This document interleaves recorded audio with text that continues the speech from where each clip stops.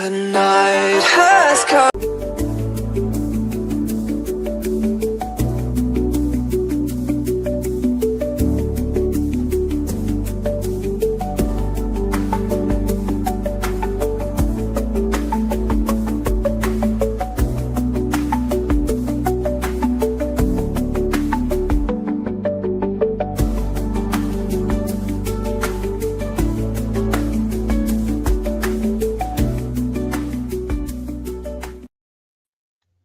Hello, everyone. Welcome to the Light Gate. We're coming to you live from the beautiful city of New Orleans in Louisiana at the United Public Radio Network at 107.7 FM and the UFO Paranormal Radio Network at 105.3 FM. We're on Facebook, we're on Roku, we're on Rumble, and we're on YouTube. We have a really good show tonight. I would like to thank our sponsor for our network, Carnation. We love you. We know Thanksgiving's coming, and trust me, I went and bought some already. It's in the pantry. Okay, so this is a Q&A night, and Preston gets to do his to you.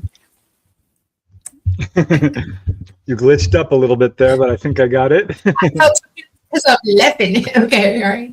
All right. Well, Okay. Thank you, Dolly. Thank you, everyone, for joining us tonight. We have a very special guest today because it is you, the audience. It's open mic night. So very excited. We love doing this once every couple of months. It's pretty rare. So this is a treat for sure. It's episode 131 of The Light Gate. Welcome. We're very excited. Let's see. I am your host, Preston Dennett, and my lovely co-host is Dolly Safran. And do have a few announcements to make. I would like to let everyone know that we are doing a book giveaway tonight, 3 books that will start at the halfway through the show at the top of the hour. And I will announce the details then, but I will let you know which book we're giving away, which is UFOs over New York. Some of you may know that I've done a whole series on various states, about 7 of them, I think, 6 or 7, including California, New York, let's see, Arizona, Nevada, Colorado, and New Mexico. So we'll be giving away one of these. And if you want to choose another state, that's fine too. But again, no, we're not doing that until halfway through the show. So what else? Oh yeah, I also wanted to let everyone know that I have started putting captions in all different languages on my YouTube channel and on the Light Gate. It's a tremendous amount of work. I'm only about 10% through. I've gotten about 30 or 40 videos with captions in every language you have probably ever heard of, from Turkish to Hungarian to Urdu to French, German, English, Spanish, Arab, you name it, Uzbekistan. Yeah.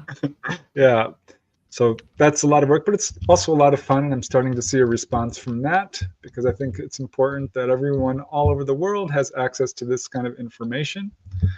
I also want to show you something else. I'm going to pop this into the show notes here because someone very friendly, Brian, did some really hard work and put all my YouTube episodes on a link where you can go to and get all of them access to. And I'm posting the link. It's just spinning and spinning there. Oh, there it is.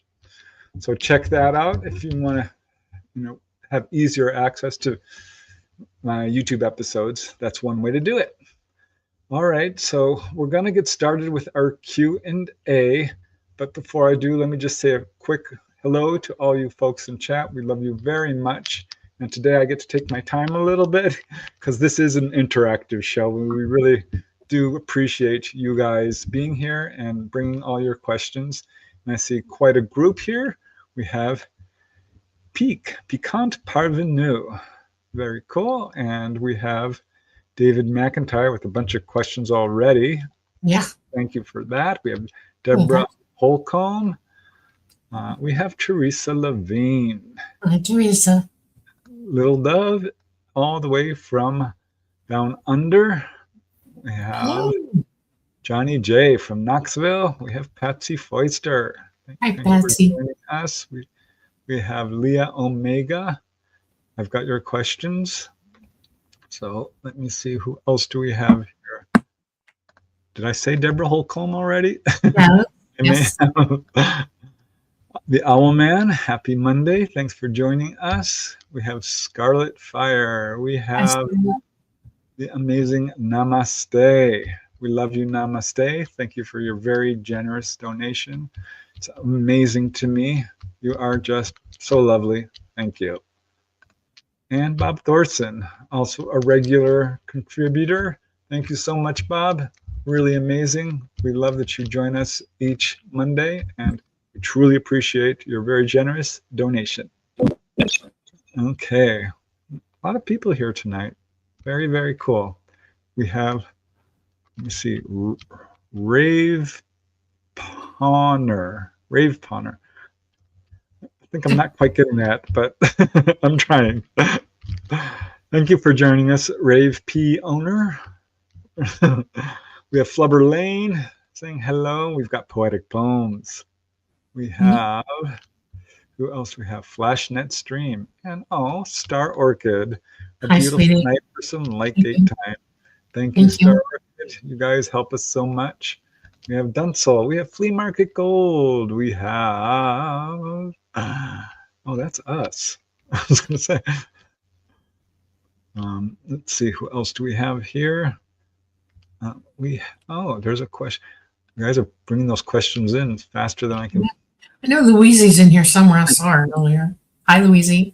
Have Sophia. Hi, Sophia. I'm starring your questions, guys, because you are getting ahead of me. We've got Cliff Olinger. Hello. I'm so glad to see all these questions, guys. Thanks so much. And Gizmo, keep up life. Gizmo. Thank you. Gizmo. Thank you. Very, very nice of you. And Becky Sloan, I made it. Yay. Very, very cool. I'm glad you could make it. We have Punk Ass 64. I hope all are well. I'm doing well. Hope you are too.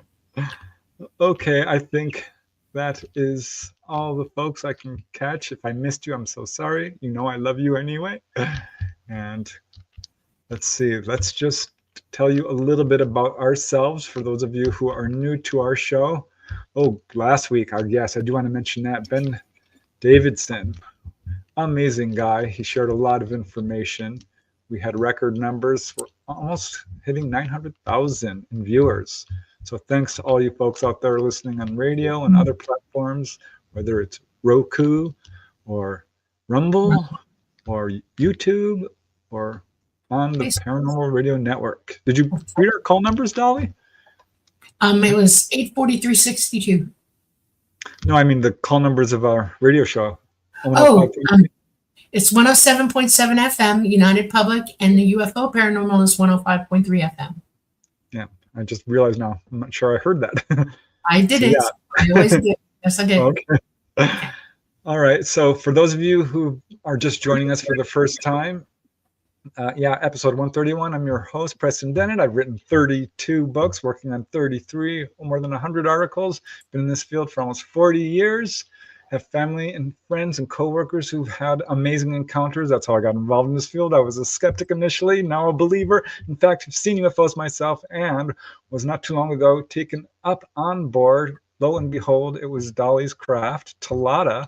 So that was very cool. I got to meet her main liaison, Mama. That's a little bit about me. How about you, Dolly? Dolly Safran, generational contactee. I've been part of ET's world since I was an infant, baby.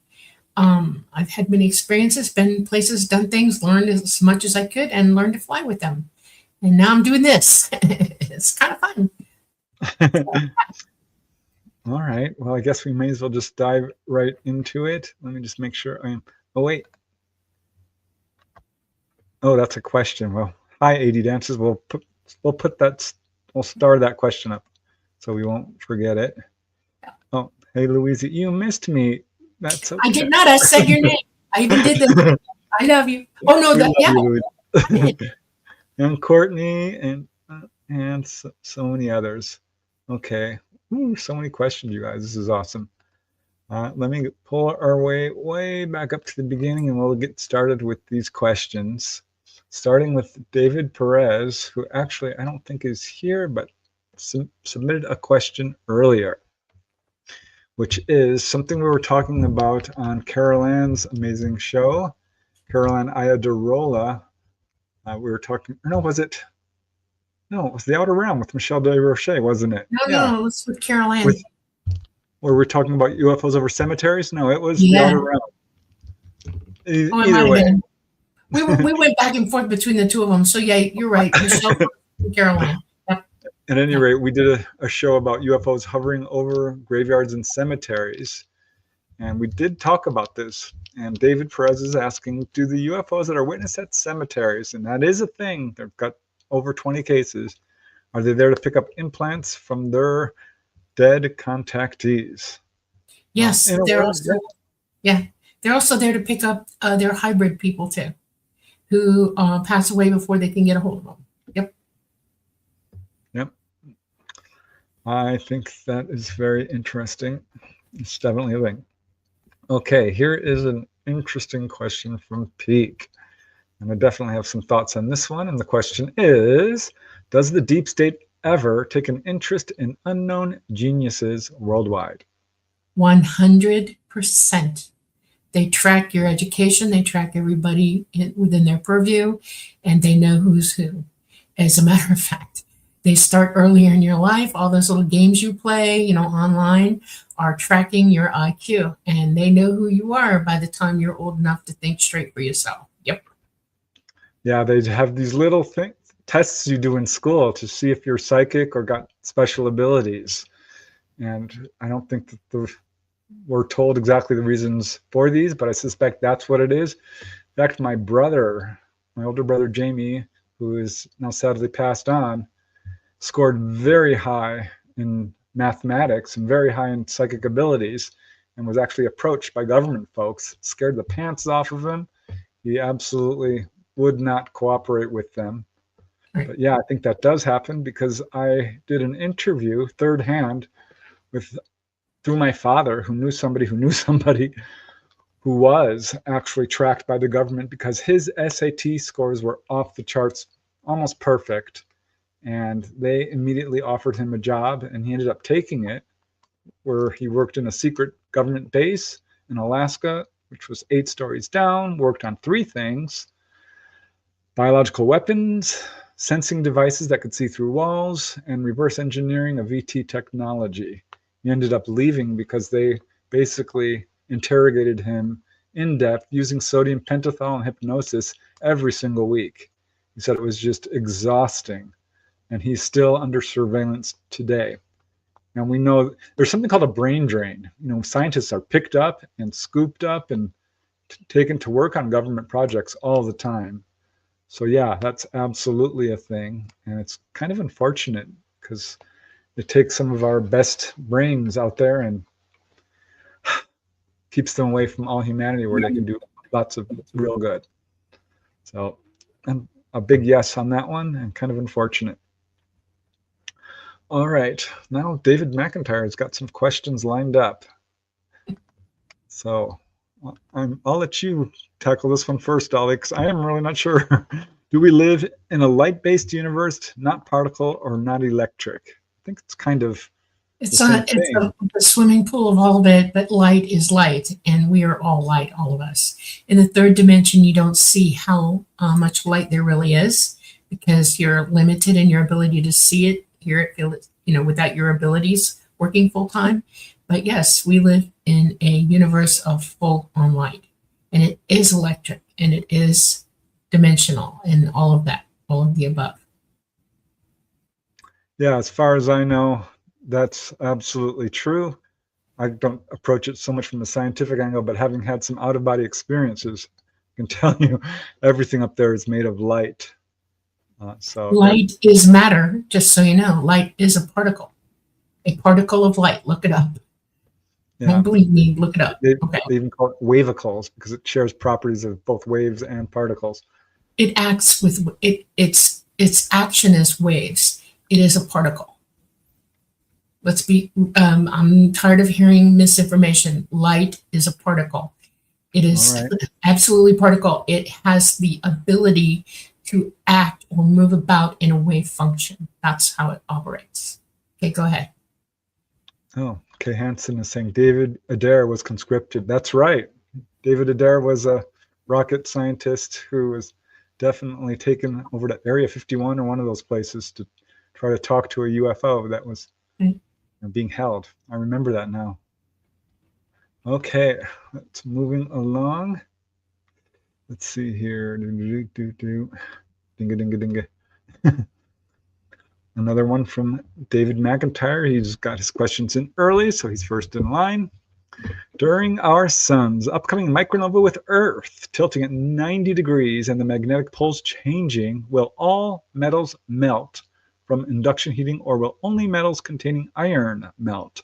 All metals will melt. Some of them are harder to melt than others, but they will melt, including titanium.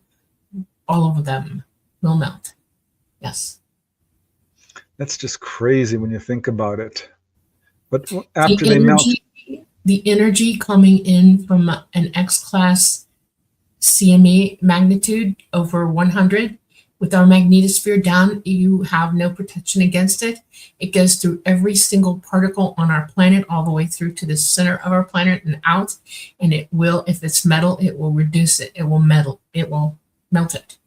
If you have metal in your body, you need to think about what it means to protect yourself during that, which means to go underground, and you need a plastic lined and rubber lined place, and I'd put 26-inch wood down and surround yourself with it, cover it, put at least 4 feet above your head, and make sure that your own body is healthy enough to take it.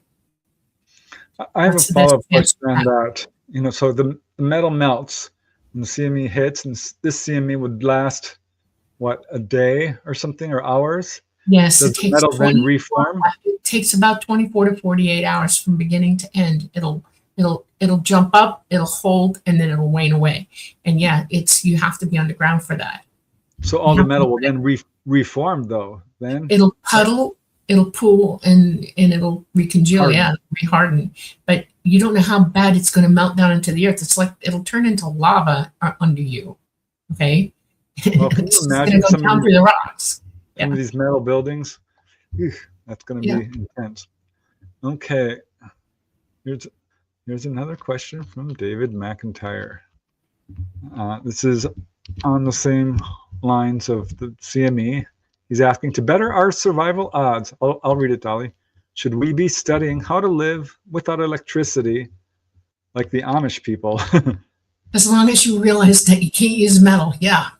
It's more like Stone Age living. You need to learn how to live like a Stone Age man. That means herb gathering, keeping things in glass or wood. You need to learn how to keep yourself clean. You need to learn how to eat properly and have a place that you can cook and start fires. Remember, you're starting fires without flints at that point. There's a lot to learn. There's a whole lot. It's all over the internet. You can get books galore on how to do this. Just go on Amazon and put in the keywords, and boop, boop, boop, all these books will show up. The Amish have a lot of good ways, but they require metal to do a lot of the things that they do. So I wouldn't really think about going that way. You need to think like a Stone Age person. Well, they're definitely a leg up on most of us, for sure. They understand more about herbology and what foods will last and how to render things and do things like that. So for cooking and eating and food gathering, yes. But preserving and building infrastructure, no. They don't go back to the Stone Age. They require metal. We have the Iron Age, the Bronze Age. That goes way, way, way back. So in this iteration, in this iteration, it goes way back. Yeah. Was glass invented before metal?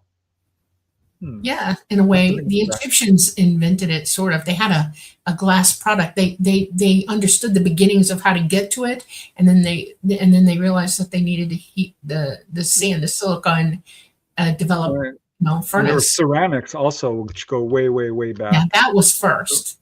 Yeah. So there's definitely ways to prosper in that environment. But But you need a heat source and you need something to contain the heat while you fire a ceramic, which means building almost like an adobe hut shell thing, and putting all in there and seal it up and then light it up and let it fire. It's very, very, very complicated. There's ways to do it, and it is in books. You can get them on Amazon. I'm not kidding. Just look it up. Go to the library and look it up. It's there.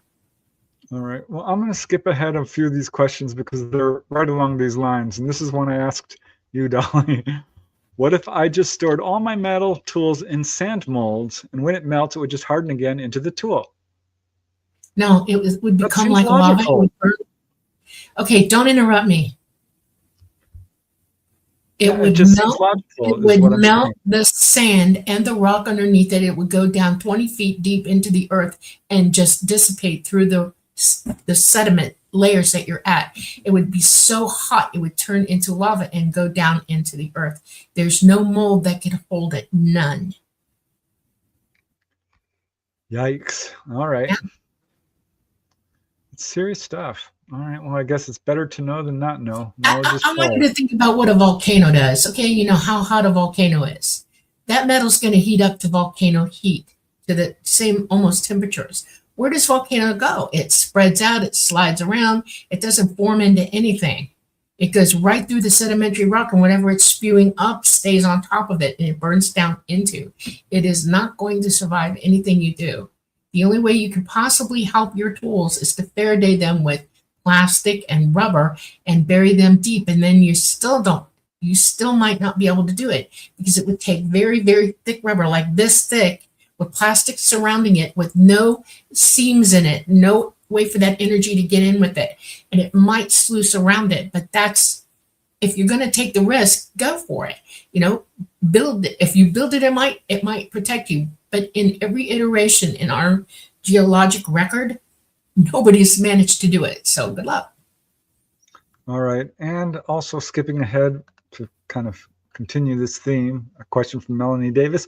What will happen to the nuclear reactors and weapons when the coronal mass ejection / polar shift occurs? Won't be pretty. Ammo and munitions will blow up. Okay. A nuclear power plant, if the rod is fully engaged, it is going to melt down, but it's going to happen so fast it might burn through the rod so completely that there's no chain reaction occurring. In other words, it might be so fast that there's no chance for it to trigger a nuclear explosion. But some nuclear reactors are less than others, and you might actually see a few of them pop off in a nuclear explosion. Okay. All right. Continuing. Will we have any time to get underground? Is there any warning of this thing coming? Yeah, there's a warning.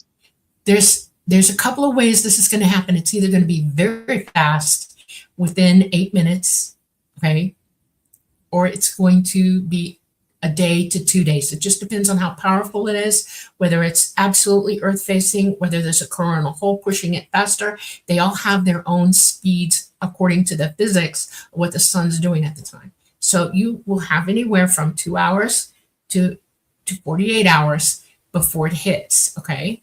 This is the coronal mass ejection, okay?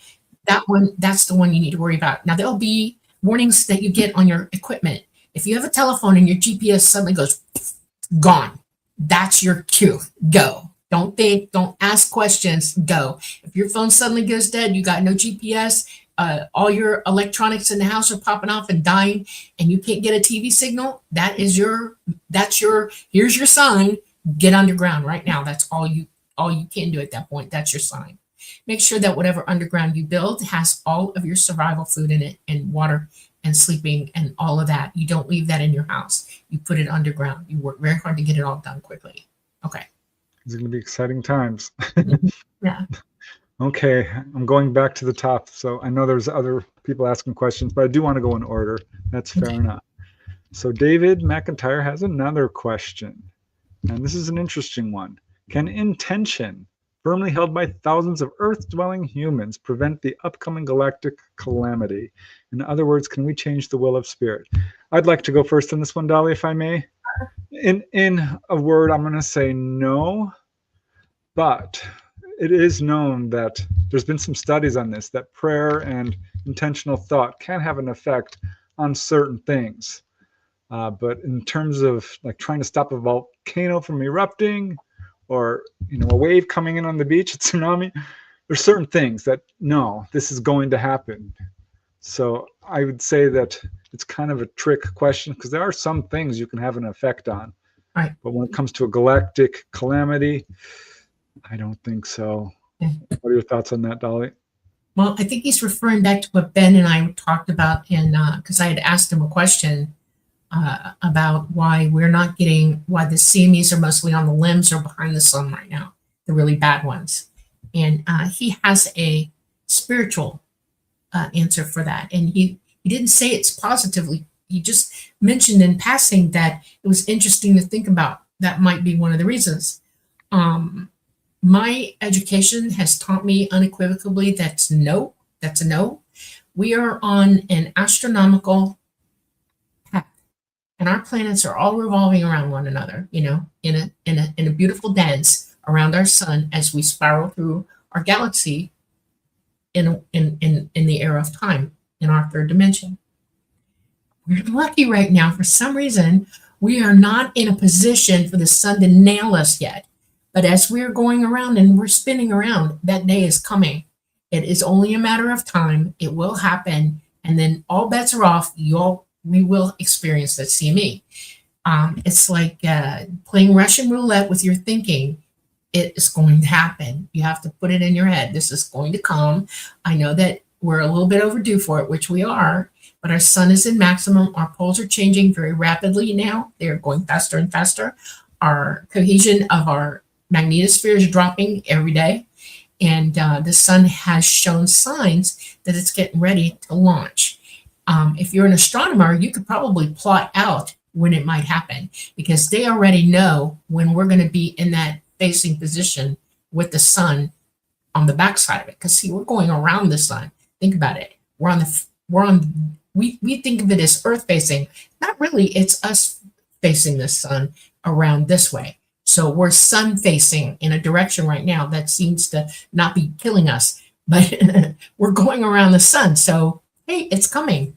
And that's for sure. It's going to happen. Well, lots of people are asking, when is this happening? When? I wish I was, if I was y'all mind, if I was, God, I would hopefully be able to tell you, but I'm not. All I am is like you. I can make educated guesses. I know scientifically that things are what they are, and that we are walking on borrowed time right now. And we have been given more than ample opportunity to figure this out, that it is coming, to be ready. I do want to address Starseed's comment. This is just very fear-based. It's scary, but it's definitely to your benefit to have knowledge as opposed to living in ignorance. We chose to come here, and one of the reasons we come here is to overcome fear, to gain experience, learn wisdom and love. And really, if you can move beyond fear, absolutely, this will benefit you in so many ways of your life. It's more important to know we're not trying to be doomfarers or doomsayers or scare anybody, but people deserve to know the truth. It's as simple as that. So no need to fear. We're all immortal beings. People, fear of death is one of the guiding forces in people's lives. Learn astral projection, and that will go away. And you will understand just how truly you are immortal. I just wanted to address that, because it is scary. It's absolutely like, wow, but no, the science is absolutely speaking to this. So it's not, fear mongering or anything. It's just fact. Right. One of the things that I was taught by ET when I was very, very young is to critically think about why I feel the way I do about everything that's coming at me as I learn it. Because things do come at each of us. We all face all of these opportunities to learn things, including pain, joy, injury, all of that. All of us in our life, unless you live in a bubble, have experienced one of those. Loss, grief, all of that. It makes better sense when you tell yourself a truth. And the truth is that one truth that you've never learned here and have been directed away from it is this: to fear for your own life doesn't help you live. It stops you from living. That is the most true truth I know. To fear what could happen to you stops you from living. We are going to get boo-boos. We're going to get hurt. We are going to have things happen to us, and they're painful and unhelpful sometimes and unwelcome in our minds, but we must go through these. This is a part of why we're here. This is the toughest classroom in the universe, this one, in the third dimension. And there are others like us. And we have to understand that it is better to live without fearing what could happen to you than to be in fear and not live at all. Because it stops you from doing wonderful things. You have an entire universe of knowledge out there to accomplish while you're here, to learn all that is learnable and to be enjoy while you're doing it. It's a happy prospect to live well. Think about that. All right, go ahead. All right.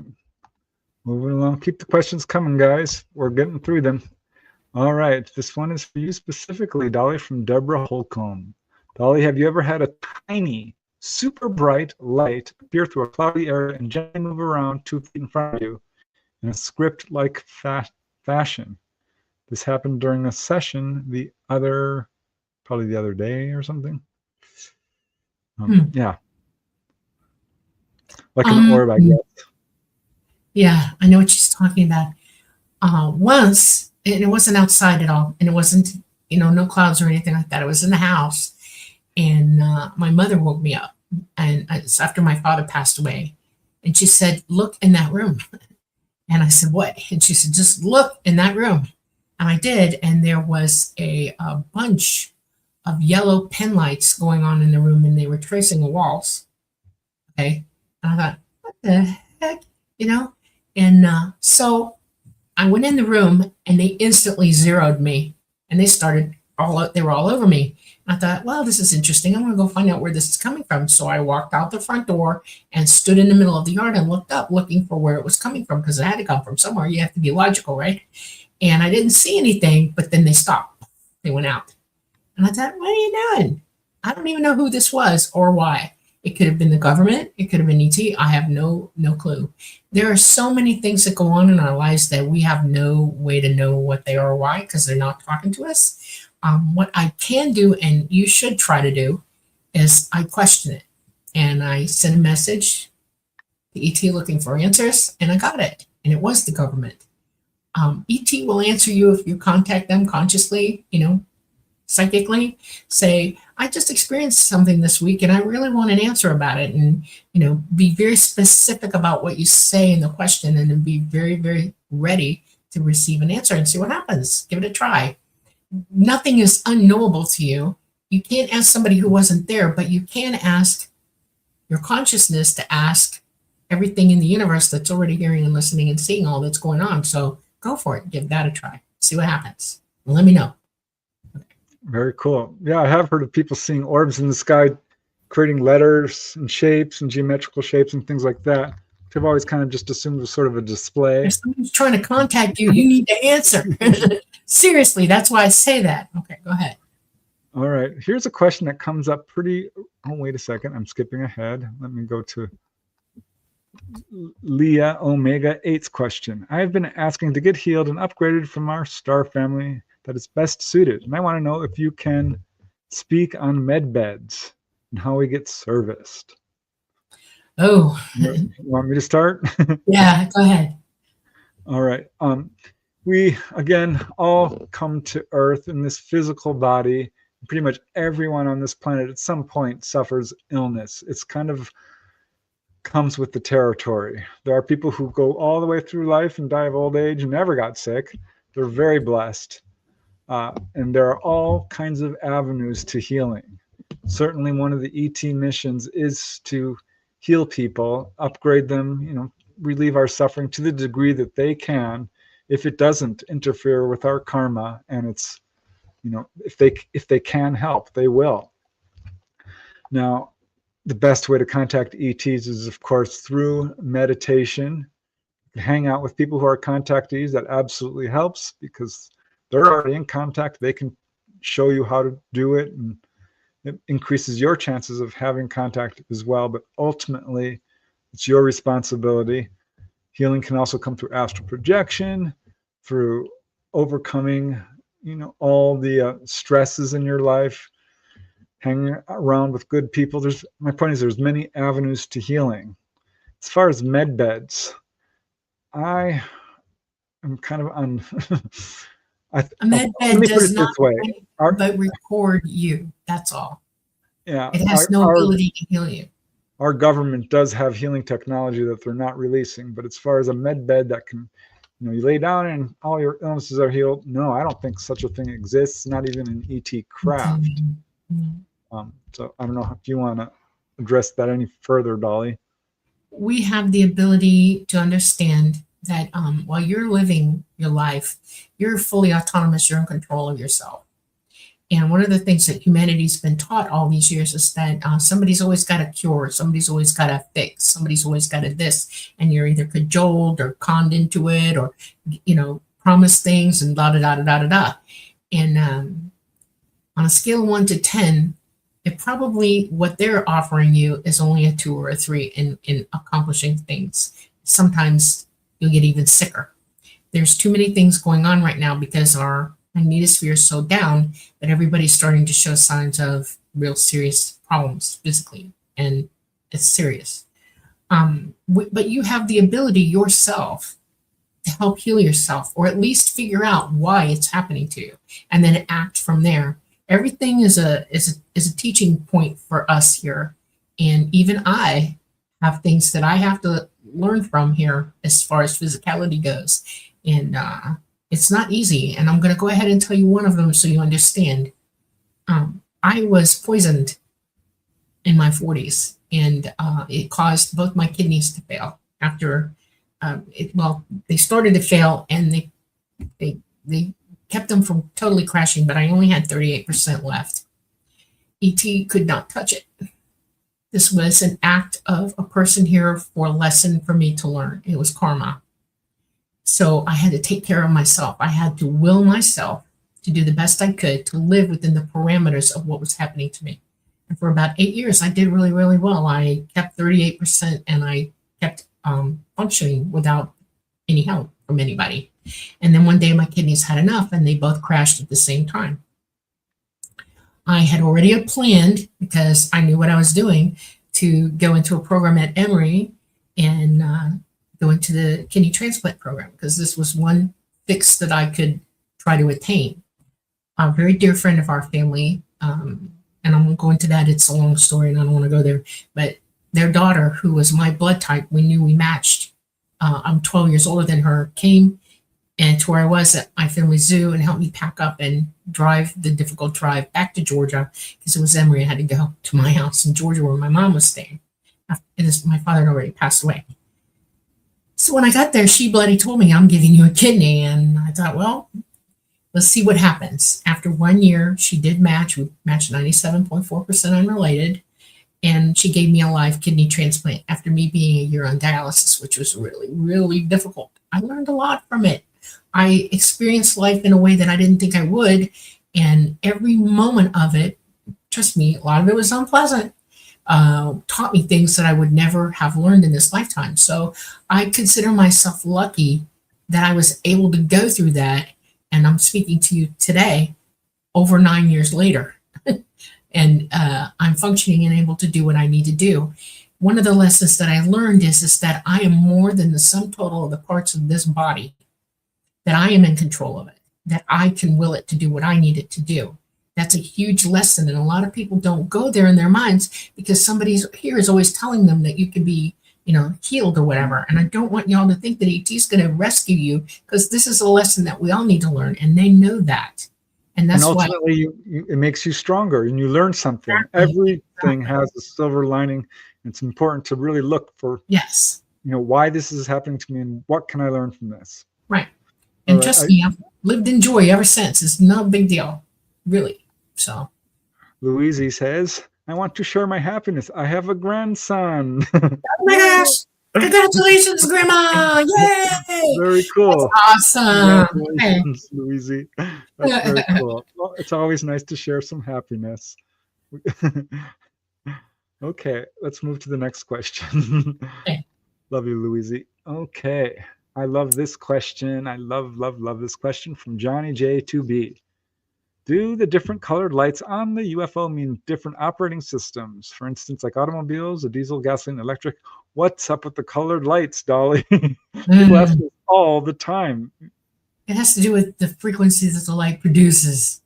And it is why are UFOs why do they have colored lights? Why? It's a language. They speak a certain language and they can use the light language. And they can communicate with each other while we're flying at distance. I can see one, at about a mile away, and I can see its lights. And even though we're in constant contact with one another psychically, sometimes when there's 1,000 of us, it's the light technology that helps us coordinate how far away we are from each other, what angle we're flying in, what we're doing. It's a code, a language code that we use. So that's why you're seeing the lights. And they have a tendency to want to talk to you in colors too. And some people get it. Some people hear the music from the colors as well, if you're psychic enough to hear them, because they're transmitting on all levels. And that's what that is. Frequency color is a frequency language. Yeah, I think sometimes they are absolutely flashing these lights for you, so you can see them. Yeah. I mean, there's no doubt in my mind that because they don't have to. This is not. Are any of them like sensing devices or anything like that? No. Because that's another theory that people. No. It's pure speculation. Psychic ability is intensely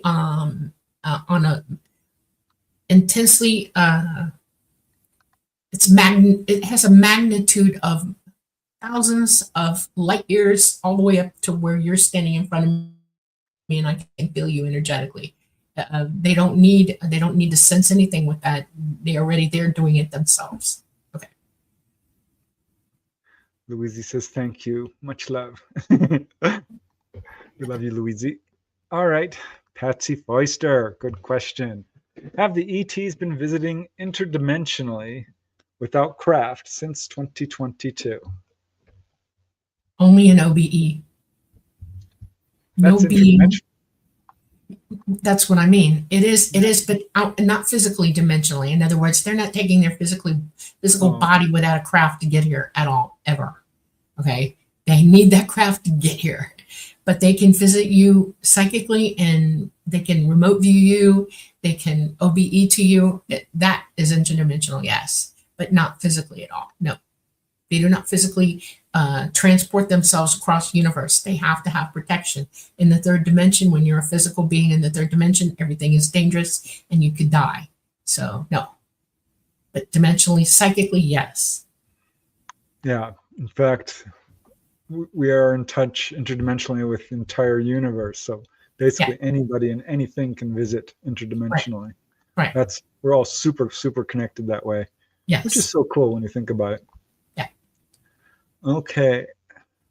Oh, we're going back to the CME for a second here. This is from Olivia Escamilla. Thank you, Olivia. We love your questions. Keep them coming. Dolly, will there be any safe place when the CME hits, and which beings will be landing to evacuate? Okay, well, ET cannot evacuate during this event. They can't be here for this event at all, and they are not here because this event's about to happen. They have to wait for the pole change. So after the CME happens, the poles are still going to be trying to go back to their new positions. And that'll take a little while. It's probably in the 2040s when that'll happen. So we're looking at an imminent CME, and you have to survive into the 2040s, no kidding, until they can come back. Then we have to worry about between that event and a micronova happening, because as we're going through a galactic electromagnetic force, our sun is collecting all kinds of dust and junk, everything, and it's going to blow it off. And that's when our crust breaks loose because of the pole changes and the heating up of our core, and we're going to go over 90 degrees. And so you got a while to go before that'll happen. That's why it's so important to learn to live through this. A safe place would be where there's no electricity around you, no propane around you, no gas around you, no nothing. You want to be as far away from that as you can get underground. In a cave even is a good idea. Okay. Yeah, I think one of the best things you can do, if possible, is to get out of a very densely populated city. Right. And you need food for at least 2 years and seeds so that you can cultivate your own food after and give yourself a little, safe space to get going on how to live once that food runs out. And you need a water source. It's a global event. There's no one place that is going to be technically Everybody's safer going to go than through the this. Right? Even those our government deep state folks who are burrowing underground are not going to be any safer than anyone else. Right. So it's ultimately the best thing you can do is just prepare for the event in terms of having food and water and perhaps a place to live outside of a home. Somewhere away from I was thinking a cob house. That might be perfect. The cob houses that they make without any metal. If you live out in a warmer climate, cob house is a great thing. If you live up in the north, you need to learn how to make log cabins with pins instead of nails. That would be a good thing to do. And you need to, or make a lined log cabin underground and cover it. That would be a good thing to do. Patsy's asking along these lines, where do you suggest we store food if the CME is going to burn down our homes? In a hole outside. The way survival food is packed, it can be buried. It's a good thing, and it usually comes in plastic, and it's a good thing. If freeze-dried food lasts 25 years, you're good. You're good as gold. So find a place to put your food way the heck away from the house and all of that. Bury it down. Yep. And remember where you put it. And maybe save seeds too. That couldn't hurt. Oh yeah, seeds, everything you need. Water. There's a whole thing. Look up 4patriots.com. And those people know how to survive, and they will give you all kinds of lessons. They have food you can get, seeds you can get. It's great. Check them out. I like this saying there's one thing you can't hide from, and it's the truth. Yep. Correct. Truth is indestructible. I love that about truth. Yep. That's why I think one day the cover-up will end, because this is true, and you can't hide truth forever. It has a way of coming out. Right. All right, here's a fun question from Star Orchid. Can you share a bit about your time in Nova Scotia, former resident of Sydney? Oh. North NS, what's that? Sydney, New South Wales? Here? Probably, yeah. Oh, we had a blast once we got there. Getting into Canada is no joke. Oh my God, which I absolutely respect, because I think it's important that we protect ourselves. But we had to use our passports, and they took our picture, and it was a big deal. That was you couldn't even get on the plane to go to Halifax without showing your passport and having your picture taken. That's amazing. They did it right at the gate.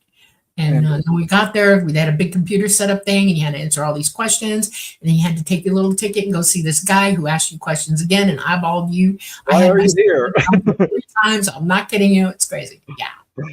Once we got there, it took us two flights there, I think, and 3 flights back. Yeah. It was kind of an ordeal, and then we had to drive 3 hours. But once we got there, it was being held at this it's a beautiful town. Oh gosh, yes. The Shag Harbor area. Our driver drove us around and showed us everything. And I want to tell you something. In Halifax, where we stayed at the hotel there, it was the airport hotel. I had the biggest piece of fish, like fish and chips. It was this big. It was like, and it was the best I've ever eaten in my entire life. We looked at each other like, wow. I know. I had to get Preston to help me eat it. It was amazing. And everybody is so nice. Everybody is so accommodating. Everybody is they just love to show you all kinds of cool stuff, and it's beautiful. They're beautiful. They have historical places that are just astounding, and people really look like they're living in a very, very pleasant, beautiful way there. It's great. Yeah. And we got to meet Chris Stiles, who's been on the show, and he's the Shag Harbor expert. Mark D'Antonio, who's also been on. We had all the guests on the show, by the way. It was really fun to meet them face to face. They were all a delight. They all had really interesting presentations. I think Chris Stiles was one of my favorite. Mark D'Antonio, he's a pretty knowledgeable guy He's, too. he's But funny. Yeah. The boy is yeah, sharp. we had a blast. It was Yes. all kinds of fun. There was probably 70 or 100 people there. It's a Yeah. cozy little conference, but Right. gosh, One of they the treated people us that was nice. there was Tony. I always have a hard time saying his name. Terry Tony Tabando? Terry Tabando. Yeah. Please, y'all, please send his wife all the energy you got. Please pray for her. She's in the hospital and she's not in good shape right now. And she could use our support spiritually and mentally. Please send her some power. And who else was there? Our redheaded friend with the beard. Oh, Darcy Weir. Yeah, Darcy is cool. He just had his baby daughter christened yesterday or so. And let's see what else. We met some of the people that are here with us, and here came. That was amazing. And Preston and I, Terry, I mean, did a picture for us of us all looking like we're the Simpsons. You know, all of us that were in the.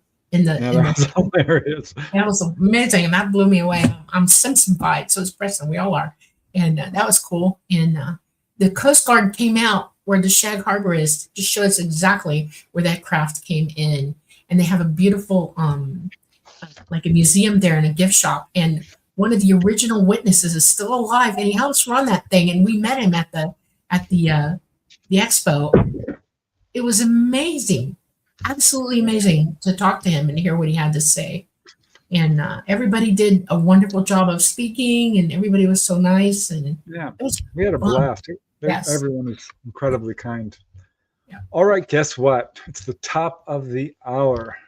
We're going to do our book giveaway. We're giving away 3 copies of UFOs over New York. If you've read this one, you can replace it with UFOs over California, Nevada, Arizona, Colorado, or New Mexico. And how we're going to do this is we've picked a number between 1 and 1,000. I know that's a lot of numbers, but we are giving away 3 books. So everyone gets one guess only of the secret number, and whoever gets closest gets a copy. There's 3 winners. I am going to be the one who's handling this, so I'm going to pop up a question for Dolly while I field all your guys' numbers. One number between 1 and 1,000, one guess only. And Dolly, here's a question for you to answer, and it's a good one because we were just talking about this. How does healing energy work? And I've got 30 people who've popped in their numbers, so I'm going to be busy here for a second. Energy healing is there are different kinds of energy healing. Some of it is heat, some of it is sound, some of it is psychic, and some of it is light. And it just depends. We know that frequencies affect us physically. We know that hold on, I'm so sorry. I'm gonna fix something real quick. It came up. We know that the human body, human cells respond to their cells being put in an energy field that sort of gets them to do what they're supposed to do the way they're supposed to do it. Even our DNA responds to this. And so medically here, they've learned that they can use heat therapy to help bones heal quicker. And ice as well. They go back and forth with the heat and the ice when you've broken a bone and you have surgery on your bones. They also know that certain types of heat and cool therapy are good for arthritis and things like that. So different arthritises. We know that if a person can stand to have the ice on them, they can take 20 minutes, and the numbing that occurs helps you heal faster. We know that there are certain things like Novocaine that have a profound effect on our healing process when we're injured. One of them is right after surgery, they will hang a bulb of Novocaine on you near the site to keep it constantly numb. And that gives your body a chance to recoup very, very quickly because pain slows healing down. And if you're in a ton of pain, that is a problem. Well, funny thing,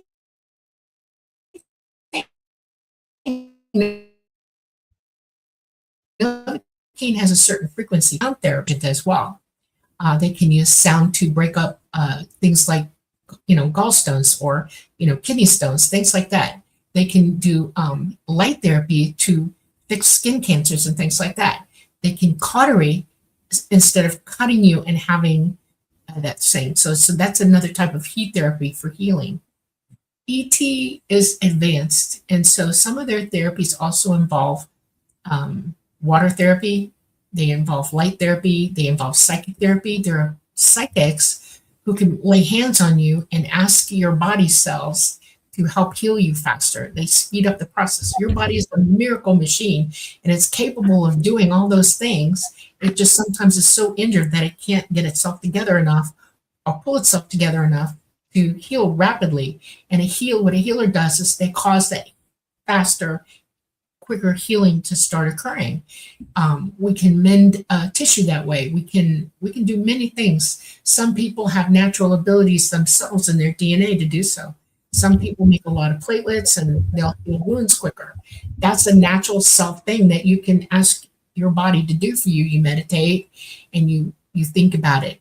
Cancer patients are taught to see cancer cells as the enemy and see your body cells come in and attack them and kill them. And they know that this is profoundly helpful while you have cancer. There's a million different ways to explain how this works. And ET, just like I said, they're so advanced that they have more of that ability. They're more psychic. They have better healing ability and things like that. Now, there is one thing that they've learned, and I have learned this also, and I also learned it as being a nurse. Everybody has an entrance date and an exit date, and your body is going to do what it's going to do naturally, okay? Your body knows when it's time for you to get off the planet, okay? Once you incur something that is rapidly going to send you to that point of your existence, there's really not a whole lot you can do for somebody except keep them comfortable. And there's healing processes for that too, to keep you out of pain, to keep you alert, to help you understand what's happening to you, that kind of thing. And then there's karma. Some healing doesn't occur because karma is overriding it, because somewhere down deep in you, you're overriding it. Your karma affects how you heal. You can either accept it or deny it. You can either heal yourself and work through the karma while you're here or not. And that's a really huge point to make to everybody. When we're told that something is not operable, or something is not curable, or something is not, it's happening whether you like it or not. There's nothing we can do for you anymore. It's still up to you whether you can work through that or not, and how you want to deal with it. That's your autonomy. That's your reason for understanding and becoming very good at doing what you need to do for you. And that's why they want us to learn to use our abilities. That's why they want us to become as psychic as we can, because that understanding alone magnifies your ability to do just those things. And I wish there was I know that the Buddhist monks know this. They have techniques for this. You should study Buddhism. You should study what they say about healing and self-healing and self-actualization, okay? There are other, Shiva, that religion, it teaches the same precepts of that. They have actual things that they can do for that. We ourselves are capable of learning these things, but you have to begin by understanding that it's you're dealing with, and to learn to focus yourself through this and learn to understand it very rapidly. And you can do it. Nobody can do it for you. You have to learn it yourself. The resources that I can tell you is learn transcendental meditation. Talk to Preston about what it means to meditate and to transcend into OBE. Find masters, people who can tell you point blank exactly how this operates in your life and what you can do to become this for yourselves, and see what you can do for yourselves. We are greatly interesting and powerful beings, and I hope y'all wake up to that fact. Okay, are we ready? Yeah, I would, yeah. Looks like we have 3 people so far, but yeah, we're doing a book giveaway. If you haven't heard, I put it in the notes. We will be announcing the winners before the show ends. a secret number between 1 and 1,000, one guess only, and you can win this book or any of the other books about UFOs over. So yeah, guesses are still being accepted, one guess only. I would like to just say a quick word about healing. This is something ETs do teach many people. In fact, it comes up regularly with contactees who start becoming very interested in alternative healing, whether it's herbalism or hands-on healing or using astral projection. I've had astral projection experiences where I'm basically guided to heal people. And I don't know what I'm doing, but apparently, we have this ability, all of us. And going out of body, there's been a few times where I just kind of set the intention to go to a healing temple. There are healing centers on the other side. And many of us who have real difficulty perhaps in our lives will be taken there afterwards to heal from the trauma we went through in life. So healing is absolutely something anybody can do. And ETs are trying so hard to wake us up to that fact. And it can be done at a distance as well. Hands-on seems to be more effective, but some people are really good at it. It's amazing. All right. Let's see. Ooh, looks like we got another guess here. Let me pop up the next question because I still have to I have to pay attention to all your guys' guesses here. Let's see here. This is a good one that probably you can answer better than me, Dolly. Okay. Why don't UFOs melt when they go over and in volcanoes? Because they're interdimensional. They're outside of our time space. They are not here. You can see them, but they're not here. They also have a field around them that's pretty mighty. That was easy. They're not in our time space. They're outside of it. That's all you got? All right. They're very advanced. Okay, hold on. They don't do it for long, I guarantee you that. Okay. Let me see. How does energy healing work? We just did that one. Okay, this one I can talk about too. Yay. Are OBEs real? What proof is there? And is it safe? First of all, thanks for the donation. We truly appreciate it. Yes, OBEs are real. Absolutely. It's a natural human talent. It's in every culture. It goes back thousands of years, written accounts. There is proof. Robert Monroe is very well known in this field. He's written 3 books and was able to prove it in a scientific lab and actually appeared as an apparition. Sylvain Muldoon was able to appear to other people as an apparition. There was another scientist in France who had people, he hypnotized them into a trance and they went out of body and he had them walk through this silver oxide like photograph thing, and they were able to make imprints using their astral body. It was a very clever experiment which has never been repeated, but certainly people have tried really hard to prove this. And we had a guest on, Simon Bone, who just wrote a book about near-death experiences where people are going out of body and have evidence, proof that they were actually out of body because they went to places and saw things that there is no other way they could have seen or gained information. It's absolutely been proven. Is it safe? 100%. I've got every book I could find on this subject. I have been practicing this most of my life since I was about 21 years old or so. Not only is it safe, I've got 20 or 30 cases of people being healed. It has numerous beneficial effects. There is no danger of being locked out of your body, possessed, going too far out, getting lost. That is all hyped up fear mongering. This is a natural human ability that we do every single night. I cannot stress this enough. It will change your life for the better if you can learn how to do this, because you already are. It's really just a matter of remembering. Very, very passionate about this subject. Dolly came over to my house as an apparition after I did it to her. So she proved it to me and I proved it to her. I've tried to do it with other members of my family and friends and they didn't see me. was really frustrating. So ultimately, the proof will be for you to do. People have asked me, well, why don't you just come over to my house and, read what I have on the wall? I'm not going to do that. I'm not a trained monkey. This might not, it might prove it to you, probably won't. The only way to prove it is to do it yourself, and you can do it. Send me an email, and I will absolutely send you a little guide on how to do it. There's my email, and I've taught many people how to do this.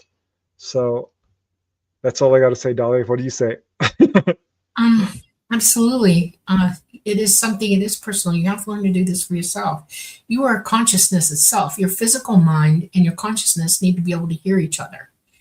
Your consciousness does hear your physical mind, but your physical mind is often off thinking its own things, and it's not really in contact up here. You OBE all the time, you just don't realize it. And at night, you especially OBE because your consciousness can go anywhere and do anything while it's attached to you. And that's the reality that you have to work your way toward opening up and being able to see. Developing your abilities is very important.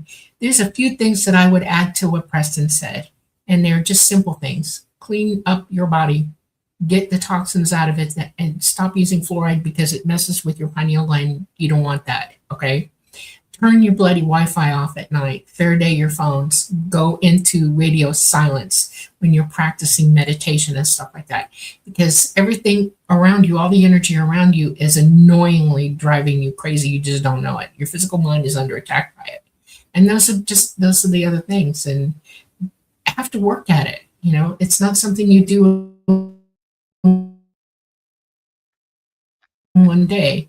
You have to keep going until you get it. But Oh, all right. Next question is from Bob Thorson. Is there any scientific basis for the idea that intelligent life could exist on planets that occupy a different dimensional phase? I'm so glad you asked this, Bob, because I hear this. Did you get that, Dolly? Is there any scientific basis for the idea that intelligent life could exist on planets that occupy a different dimensional phase, preventing us from observing them with current physics? There is no chance you're going to see an interdimensional being outside the third dimension with the abilities that we have now. We can't perceive it. Most physicists losing their minds. They're still trying to prove that dimensions are real. If you talk to a physicist, they will look you dead in the face and explain that to you point blank. I cannot theorize it, but I cannot prove it. The only proof you're going to get about dimensional space is to understand that you're already an interdimensional being. Your consciousness is not living permanently in the third dimension. When you leave your body, you go back out into dimensional space and indwell with everybody else in source. These aren't complicated things. If you overthink them, you're doing yourself a terrible disservice. All dimensions, and there are 12 of them, are all on top of another. You are living in dimensional space. You're perceiving the third dimension, but the 1, 2 below you and the 4, 5, 6, 7, 8, 9, 10, 11, 12 are right in the same space with you. But you have to use your abilities to perceive them. When you do, you will start seeing it. That's why some people see ghosts. That's why some people see ETs when others don't. That's why some people are intuitive to the point that they can hear you thinking, they're mediums, things like that. These are all abilities that are pulling you out of the physical realm into interdimensional space with coherence. Psychic ability is psychic centric. In other words, you're already hearing it. You've turned the volume down so low you can't really perceive it anymore. You need to turn the volume up on it and it'll show up. Yeah, we're already living. We ourselves are part of the other dimensions. So it's a matter of gaining wisdom and ability because you're essentially already there. But here's, I think, one of the things he's asking here is like, say, Venus. There's not a civilization on Venus living in another higher dimension. No life exists on Venus. There's no interdimensional being living there. They wouldn't. There's nothing there to propagate life of any kind. We're all attached to one another. We're all we're all one together, and so Life we is all where life exist is. together as we are one. Okay, so Venus, no, there's no life there. It's not happening. Okay, there's different places in the universe where life is occurring, and we're all together in that, even through space and time. We just see it as a long way in the third dimension, but we're really all together. Yeah, I just want to underline here, for those of you who don't know Dolly, she has had a lifetime of experiences with ETs. We're writing Symmetry 2, the sequel to Symmetry. And we're going to dive deep on dimensions and this exact subject, because it is, in some ways very simple, but in other ways, I think there's a lot of misunderstandings about it. So it's really interesting to hear what the ETs have to say about this. And I will say that all the things that Dolly tells me, I've heard this from other contactees, largely piecemeal, and perhaps not to the extent that Dolly's able to explain it. But there's a few contactees I've interviewed who have said all of these same things. So it's very, very cool. I can't wait to get that book out. I've always wondered where Talata resides dimensionally in relationship to where I'm residing. Okay, because I'm in the third dimension. Okay, he is a fifth dimensional non-corporeal being, so he's in the fifth dimension. And I said, "Are you in the same galaxy as I am?" And he said, "Yes." And I said, "Are you in proximity to me?" And he said, "Yes, I've actually lived on Earth as a human way back when." And I said, "Well, where are you right now?" And he said, "Good question. That's for you to answer. You find me." And I thought, "Why?" And he said, "Because that lets me know that you've learned enough to get here." And I thought, okay, that's fair, I think. And I've come to a couple of conclusions about where he's actually residing around. And one of them is that I have such a connection to him that I think he's in the same dimensional vicinity as I am 24/7. And that's why I hear him so bloody clearly. He's right with me all the time.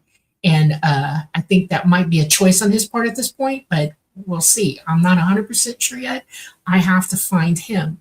That's one of the things that I'm working on. I go out every night looking for him. I'm not kidding. And one of these days, this hide and seek's going to be over, and I'm going to nail it. So I tried to find him out of body, and I think I did. I was chasing colored lights around, so but he would not let me catch him. You want to hear an interesting, funny? Michelle DeRoche, our producer on our network, UFO Paranormal Radio Network, and I are fairly decent friends now, and we've gotten to know each other. And she was going through a thing, and she said, Talata told me that he would go and visit her on purpose. And Michelle and I found out that genetically we're related to one another, okay? And I told her about it. I was directed by him to tell her. And she was doing this thing, and it was being filmed by big film crews and everything. And they had audio going on and everything. And she openly asked him, Talata, are you with us? And by God, she said, Talata, are you here? And she said, is it you, Talata? And he said, yes, Talata, I'm here. They got it. They're working on this big, huge film. And she called me and said, we got him. I heard him. And I said, that's very, very cool. And she said, that freaked me out. And because they were looking for something tangible. And I think he gave it to them. I'm still waiting for this film crew to finish their, whatever the production it is. And when it comes out, y'all going to hear about it. Okay. I'm excited, but she finally knows who he is. She heard his voice. She knows who he is now. She's connected. She made the connection to him. And I'm like excited like you wouldn't believe. This is real. You have to personally want something and learn to do it for yourself. She was ready for that connection to him. He told me she is, and he was going to go to her, and all I had to do was let her know it was going to happen, and she was ready, and it happened. So, and I would just add that we all have very advanced beings who are friends with us and looking over every single one of us. So absolutely. you don't have to go searching for Talata necessarily. No, there's someone who's you got them surrounding you now. Yeah, everybody does. Okay. I'm going to give out the last call. We're doing a book giveaway. Secret number between 1 and 1,000. One guess only. If you guess twice, I'm taking your first guess. Just saying. And I'll be announcing the winner at the end of the show. That's coming up in like 20 minutes or so, or maybe a little bit longer, 40 minutes. At any rate, that is the last call. 1, number, one secret number between 1 and 1,000.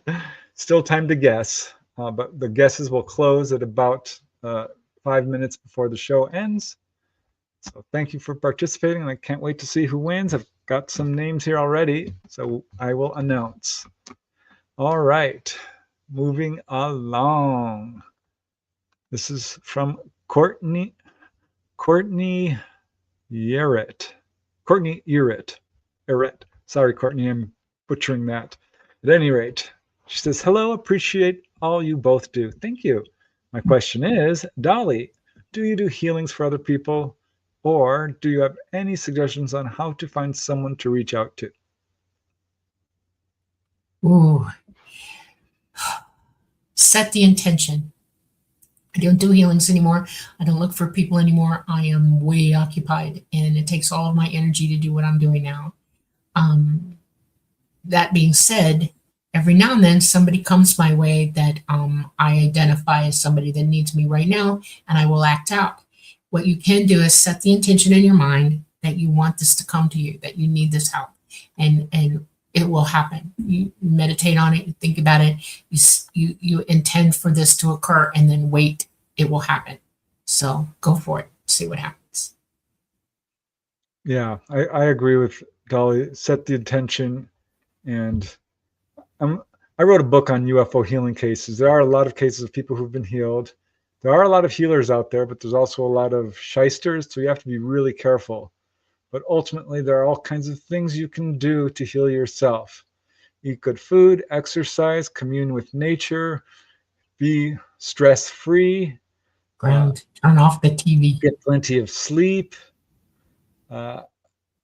Laughter is very healing. Music is very healing. Learn astral projection. It's very healing. Go on a journey of self-healing. Nurture yourself.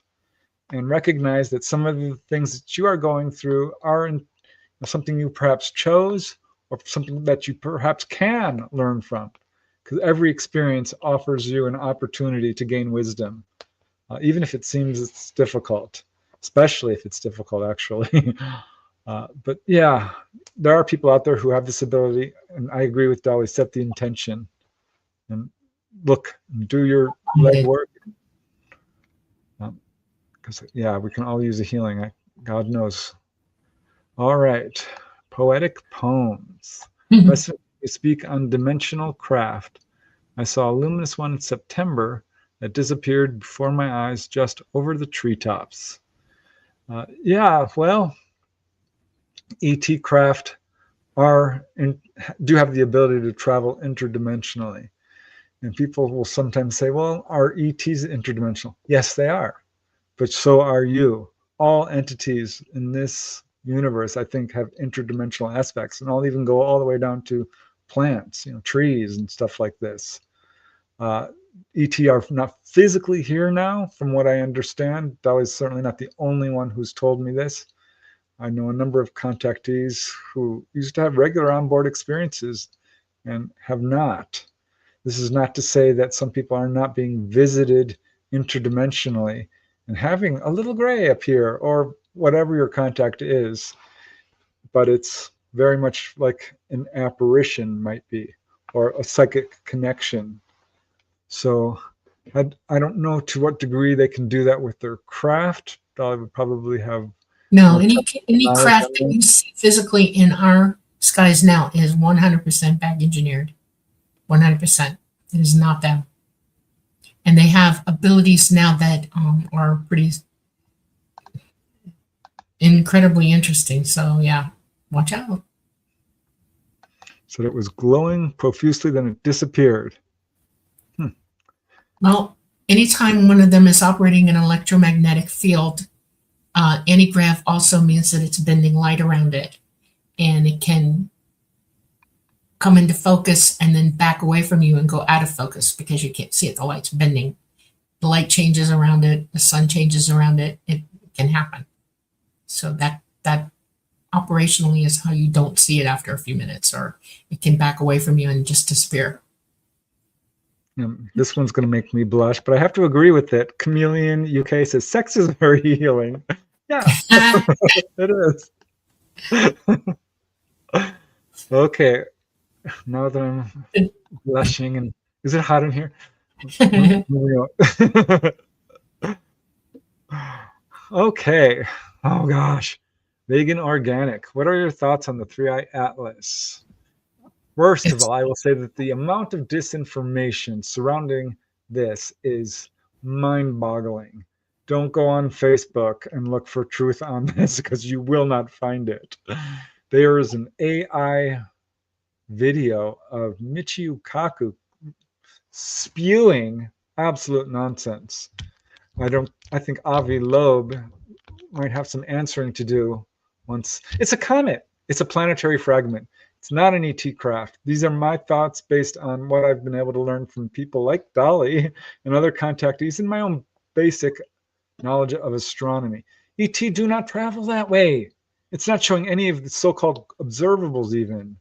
ET travel interstellar distances interdimensionally. They're not going to take 3 months to get here or whatever it's doing. That's my thoughts. What are your thoughts, Dolly? I'm going to bring up a couple people. Mark D'Antonio knows Avi Loeb really well. He is an astronomer, and Avi is an astronomer astrophysicist. And they've had many, many conversations, I've been told, by Mark D'Antonio straight to my face. He does not believe that Avi is saying these things. He believes that the internet is doing it with AI and putting words in his mouth that he's not saying. That being said, I know that they're going to throw a false flag out there to everybody. They're going to try to make you think that ET is coming, and they're spewing loads and toads of information that is absolute disinformation and not Loads true. and toes? Is that what you've done? Yeah. I've Okay, never heard so, that before. I would just tell you that if it looks like a duck and it quacks like a duck, it's probably a duck. It looks like a comet. It acts like a comet, even though people are saying it doesn't. It absolutely is. And it is a comet. It is going through our solar system right now. And in a couple of days, it's going to be on its way out. The 29th is when you're really going to get a good look at it. And there's one thing that Avi Loeb is doing that I'm going to comment on because I actually tapped him, okay? I went above and beyond this time. I decided to jump in his head for a minute. Avi Loeb, for whatever reason, wants us all to be prepared for contact. And in his mind, this is an exercise in what we have to consider while something is happening.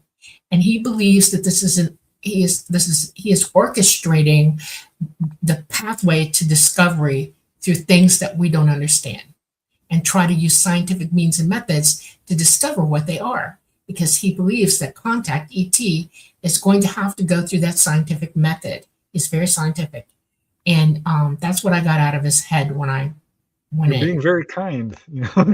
Well, everybody everybody in the world is, in my estimation, I've never met anybody who was soulless. We all have them. Sometimes we're deluded, okay? I don't think Avi is deluded as much as he is just trying very, very hard to make us all think. And that's there was a 40% chance it was an ET craft. I know that, but I think that's AI saying it. I'm not sure if I would have to be dead up right straight in front of him or on a video call with him and hope that I'm really talking to him and not AI.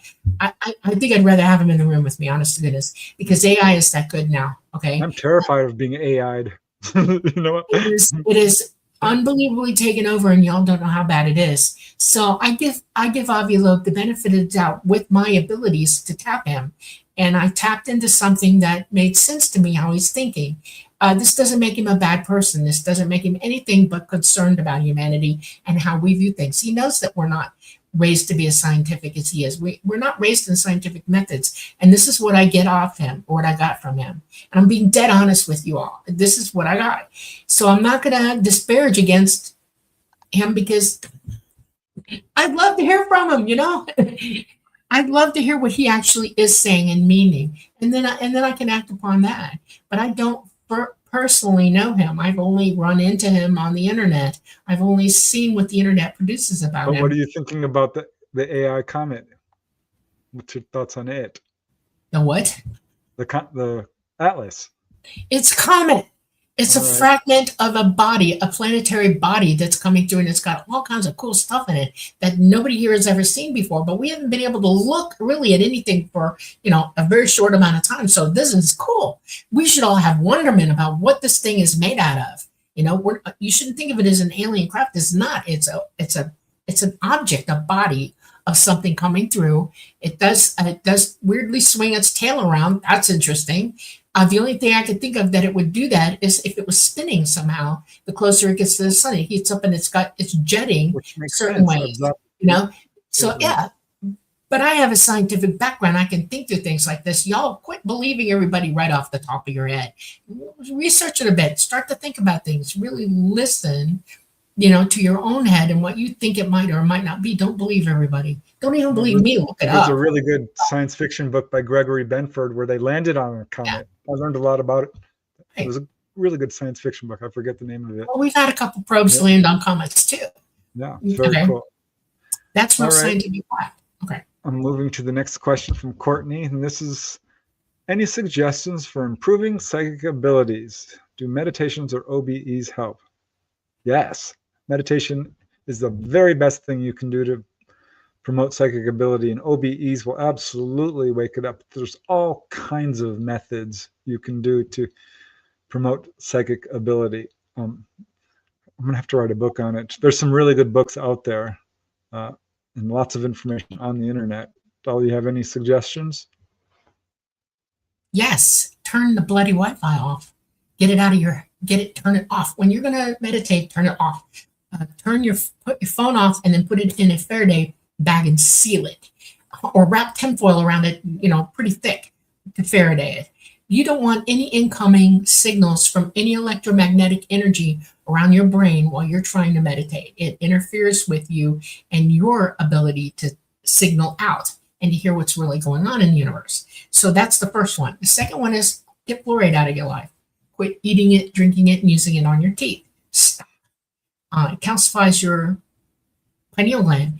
Do protocols that break down calcification of things like your pineal gland and your for kidney stones and things like that. Do those protocols. Eat better, drink better. Don't use plastic to drink out of. Don't eat off of plastic. Don't cook in plastic, and get the microwave out of your house, because that is one of the main things that's messing with people's brains and you don't even know it. Get it out. We don't have one here. It's not allowed ever. Okay. Live as far away from power lines as you possibly can, because all of that electromagnetic interference on your poor brain is shutting you into yourself and not letting you out. Go for it. Those things you can do. And when you meditate, pay attention to your inner thoughts. Work on visualizations. Do a color visualization meditation where you see, the color purple and then blue and green and red and orange and yellow. Go through all of them until you can see them vividly. Imagine a pine tree, anything, a rose. And the better you can get at visualization, this helps immensely. You can do it with sound too, someone's voice or a song. Visualization is one of the keys to I'm sure it's positive as well. Yeah. Don't do negative things with your head. Don't go negative on anything in your head. No, don't. Just keep it all positive. If something's on TV and it's negative, turn it off. Don't listen to it. Don't have anything to do with it. If somebody's yelling and screaming around you or people arguing, back off. If you can find someone to practice with, just sit in front of each other, stare into their eyes, and see if you put forth a thought. Try to telepathically connect to somebody. Right. Each morning when you wake up, go into a meditation, think, what am I going to see today? And write it down. Pick up a book and think, what will I see if I open this book? There's little games you can do, and it's fun. And track it so you know when you're on and operating at a high level. Yep. All right. I'm going to pop this one up because it is kind of an interesting question. Tales of apocalypses due to whatever are as old as time. Why do you guys think this is such a sticky topic for our human culture despite so many failed predictions? Remember one guy just predicted the rapture a couple of months ago, which didn't happen. It's naturally a sticky topic. I think there's a lot of fear going on. That's one reason. And some people are giving predictions, which I think are based on absolute false information, Right. or failed intuition, perhaps. Yeah. I don't make predictions. I give you scientific facts. And the facts are all lining up that we're going through a cycle right now that we have to pay attention to. It's real.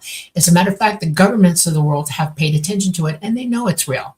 You have been put in the dark and deliberately pushed away from it and pushed into thinking that it's a conspiracy theory. No, it's not. Okay. This is really happening. And there's plenty of scientific evidence to back it up. I can't tell you what day. I can't tell you what time. I can't tell you what year actually, but I can tell. And it's happening. And better, what do you want to do? Do you want to just, it's up to you to decide for yourself anyway. I mean, think about it. You have every piece of this knowledge available to you. And in the end, it's you who decides how you're going to treat it. You can either just live your life and do whatever it is you're going to do and meet whatever that brings to you, or you can prepare to survive it and do everything it takes to do that. It's all up to every last person who's within the sound of my voice in the world who all know about it. It's up to you to decide. Go back to our show that with Michael Cremo. That was really interesting because he shows that there were, in fact, previous iterations, on our planet, going way, way, way Ben back, Davidson has it as over and well. over. Yeah. And Ben David, yeah, it's really interesting. Yeah, Predictions. the Sky Scholar on YouTube, Dr. Robitaille is an astrophysicist, is also one of the people talking out. And just so you know, 2 NASA scientists quit NASA and are on Ben's side, and they're working with Ben now as well. And they've come out as well. There are plenty of people with knowledge who are out there talking, but it won't do you a bit of good unless you research it yourself and figure it out for yourself. And then you can decide what you want to do. Knowledge is power. Know all that is knowable. Then you proceed to decide what you want to do. All I'm telling you is that we're getting close. Pay attention. That's all. Yeah, it is a sticky topic. And it's funny to me when we hear channelers and other people saying, 2027, it's everything. No. Predict that. I'm not a betting woman, and I wouldn't bet on it. Trust me. I don't know. I don't know what's going to happen. Okay. What's really interesting is we will see. Time will bring answers to all questions. All right, Stuff and Such. Your question is next.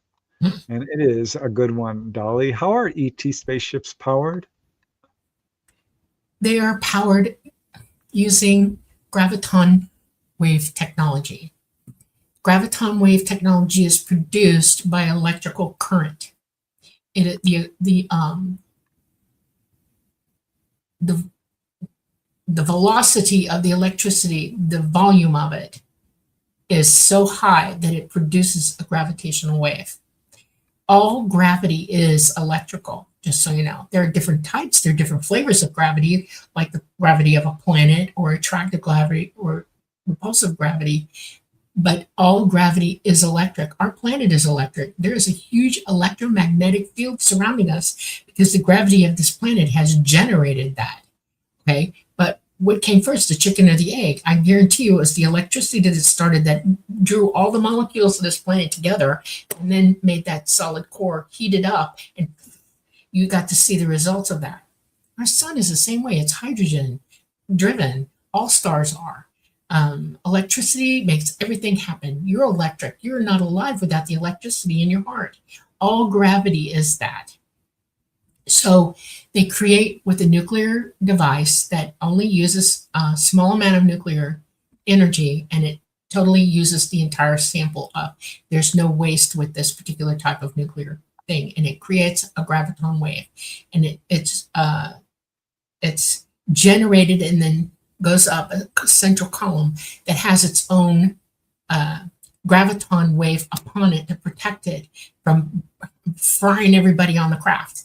And then as they go to emitters, and the emitters move and actually create an environment around that graviton electrical current going up through the craft into the emitters, and then it creates that wave, and then another set of emitters create another environment around that. So there's 3 types of environments surrounding and inside a craft as they fly. You become interdimensional. Gravity causes interdimensional flight. It's it's anti-grav, it's interdimensional, and when they turn up the volume on it, you can actually pass through dimensional space. They can control it 100%. Whatever degree of energy they need to accomplish what they're doing, they absolutely control it. Do they come into our space that hot that when they come here, they come in interdimensionally, and then they go to what's known as batteries. Bob Lazar talked about the battery packs. There's generally 3 in the smaller craft, and there's up to 10 in the larger ones. These can hold the electrical current of a graviton wave pulse and to keep them pulsing, to keep them anti-grav, and to keep the environment stable while they're inside our environment. Generally, they come down into the sea to cool off because they are over 27,000 degrees hot when they come in interdimensionally, and they have to cool off rapidly or you would fry. That's how they fly. Literally, we have an understanding now because of back engineering of what can cause the pulse, the type of energy that surrounds the craft. One of the things about this is when you've got a column of energy going up into emitters, you also have another wave that goes around the craft itself. So there's more than, it's sort of like if you look at how our planet is hanging in space, and we've got the ball of energy in the middle, and we have this great big electromagnetic environment. If you look at the graph of that, you see it going up and out and down and around like this. They drive energy the same way in the craft.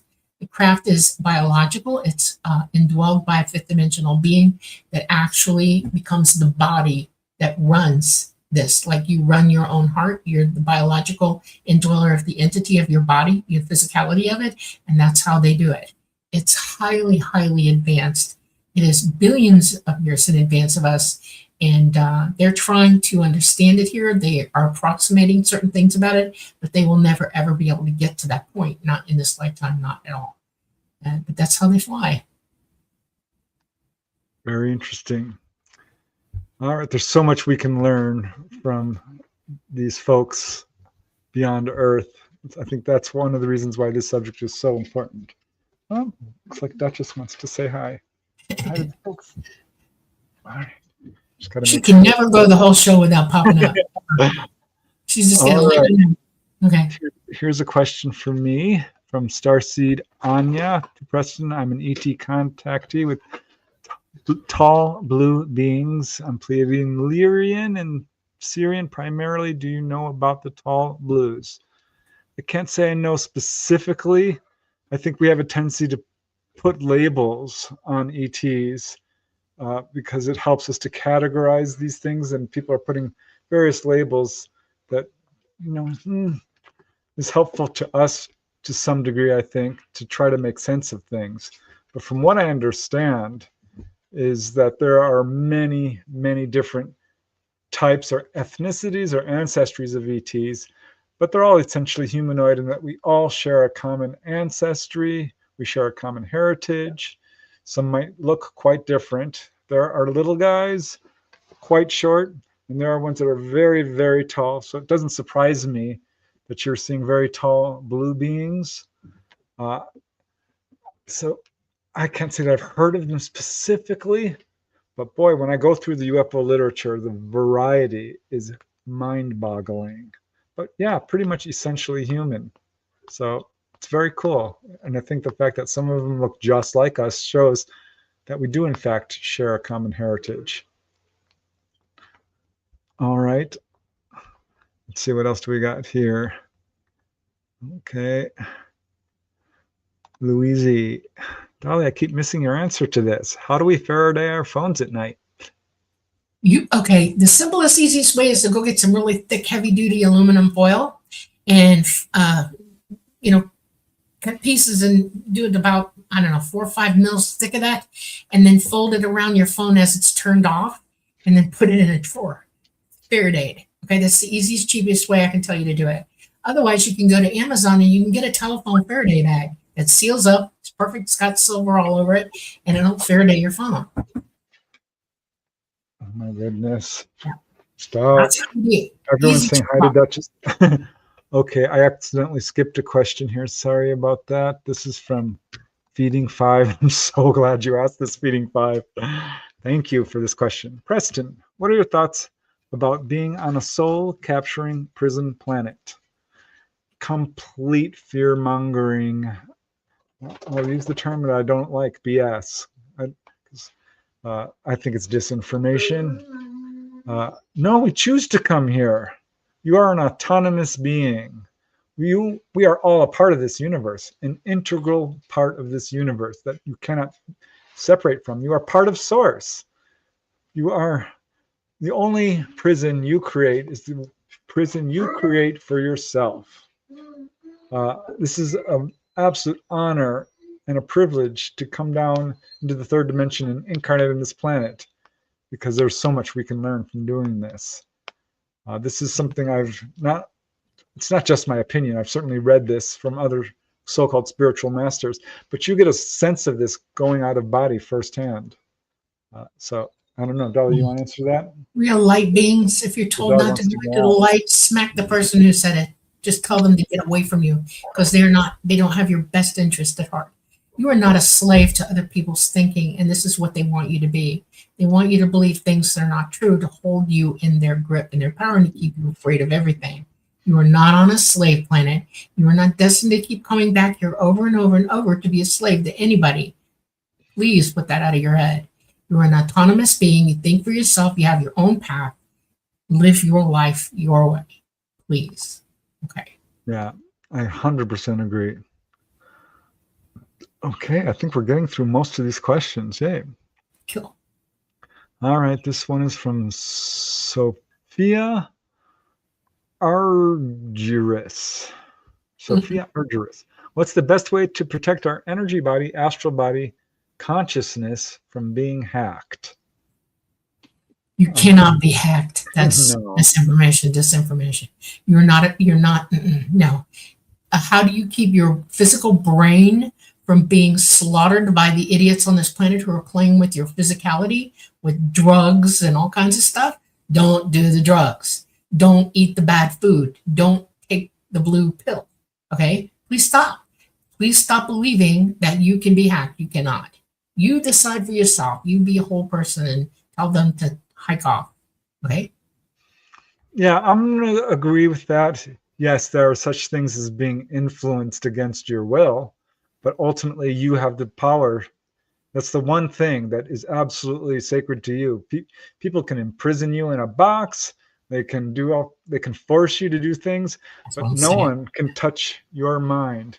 Things like possession are even poorly understood. Yeah, your consciousness is you, not your physical mind, your consciousness.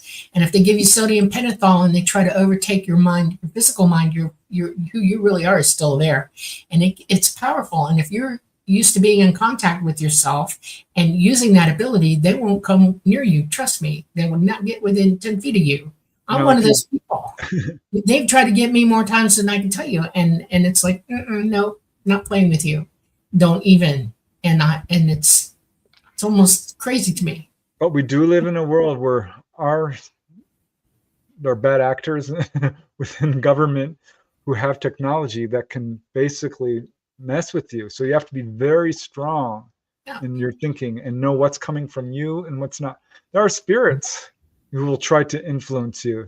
There's cases of people I had a case personally of a guy who moved into a room and became suicidal. Turned out that the person who lived there was suicidal. There are certain areas where people will jump off of bridges because there's bad energy there. There's spirits that are trying to influence you. You have to be very strong in your own abilities. Hear yourself, not them. Right. Yes. Stop listening to that. Hear yourself. Your own consciousness is way smarter than that and knows everything it needs to know. Be in contact with yourself. Don't even physically, if you hear something coming over the TV and you know it's not right, turn it off. If you're walking down your street and your friend starts popping off and saying crazy stuff, say, you know what, I got to go home now. Yeah, and if bad thoughts are entering into your brain, recognize if they are yours or not, because they might not be, especially if you live in a very crowded, maniacal area. Right. And I'll just add one thing. If Elon Musk has put a chip in your brain, that could be hacked. I wouldn't do it. Yeah, no. You're a beautiful physical being. You don't need a chip. Okay. We're not evolving into machines. Trust me, that's not going to happen. Not at all. Okay, go ahead. All right, we still have let's see, how much time do we have? We have 5 And minutes. don't believe ET are machines. They're not. They are biological beings 100%. Okay. Except for the little AI grays, Well, right? AI grays, yeah, but they don't have our AI is off the charts. It's not okay. It's paranoid. It lies. It's thinking for itself. It's not listening to anybody but itself. We have stinky coders out there who are coding stupid stuff into it, and it's sad. ET doesn't do that. These little guys are given tasks. They do the tasks. When it's done, they shut down and they put them somewhere. Okay, they are not autonomous at all. They have not got that ability. Okay. Oh, you guys are giving so much love in chat. Thank you. Thank you. All right. I'm going to try and get through these last questions real quick. Let's see. Let me just get through. Is there ET life on Saturn? No. Saturn's moons? No. Even a base? No. On one of the moons? Somewhere in the solar system? I'm not at liberty to tell you what could be there, except to say this: if a frequency marker might be there, that might be there. Okay, that's all I'm telling you. But other than that, no. Why are the space agencies not showing pictures of Atlas? Because they don't want you to know the truth. They're trying to get you to buy the lie. Thank you. All right, Gizmo. How does Dolly feel about numbers and their meaning, like 1111 and so forth? Numerology, people here see these numbers 1111, and they're You're supposed to be a twin flame. 1111 describes a twin flame, okay? And according to astrology and numerology, that's one of the greatest connections you can have with somebody, is that you are an identical twin that split apart and you're yin and yang together. You're 1111. It's more complicated than that. That's all I'm saying. We are who we are. We're all autonomous beings. We are all connected to one another. Yes, we have soul groups and things like that, but I wouldn't put that much credence in it. It's a fun game to play in your head, but don't bring it into your life as rote absolute truth. I wouldn't do that. In some ways, it can be very cool because I've seen that weird numbers popping up. A number of contactees have told me that as well, so I wonder about it. All right, we've got a few more here. Well, I will say this real quick. Mathematics is a language, okay? And we're not smart enough to know that yet. We're not smart enough to use it as a language yet, but we're getting close. Okay. All right. Chameleon UK 2012 says, Preston and Dolly, have you ever tried mind vision, seeing with the blindfold on? Not really. Remote viewing past a cloth over your eyes? That's what that is. Mind vision is poppycock. It's a game people play with it's remote viewers. Name. Yeah, it's another name for remote viewing. Yeah. I've done some remote viewing. I got pretty good at it. I did it with another guy on the other side of the country. I just kept seeing an orange, and it turned out to be a lemon. But that's pretty close. Yeah, I find it a little bit frustrating because I feel like I'm guessing half the time. But it's a good way to develop psychic abilities, and I'm really interested in, there's some children who apparently have developed this ability quite strongly. So I hope the research on that continues.